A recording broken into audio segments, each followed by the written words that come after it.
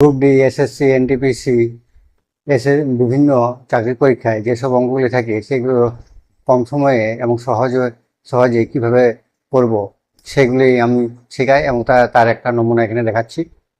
যেমন এখানে দেওয়া আছে ত্রিভুজ এবিসি ও ত্রিভুজ পিকিউআর সদৃশ, এদের ক্ষেত্রফলের অনুপাত 1:16 এবং এসি সমান 28 সেমি হলে পি আর কত।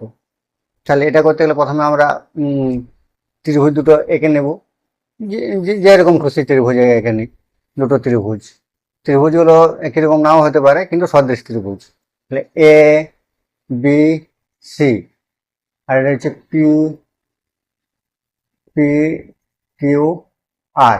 এটার ক্ষেত্রফল 1, এটার ক্ষেত্রফল 16। তাহলে এখানে এসি দেওয়া আছে 28, এটা 28। তাহলে পি কিউ এই বাহুটা কত? তাহলে যদি সদৃশ ত্রিভুজ হয় তাহলে এই ত্রিভুজের ক্ষেত্রফল বা পি কিউ আর ত্রিভুজের ক্ষেত্রফল সমান কি হবে? সমান এই ত্রিভুজের এসি বাহু, যেটা সদৃশ বাহু, সেটা বাই পি আর। এদের দুটোরই স্কোয়ার হবে, এসির স্কোয়ার, পি আর এর স্কোয়ার।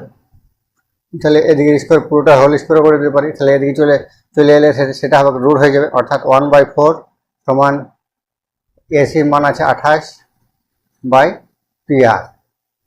তাহলে এখানে চলে এলো পি আর সমান 28 আর 4 গুণ হবে, 4 8 32, 4 2 8 একে 4 2 8 আর 3 11, সরি।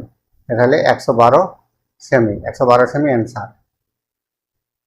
এইভাবে কয়েক সেকেন্ডের মধ্যে এই অঙ্কগুলি আমরা করে নিতে পারি।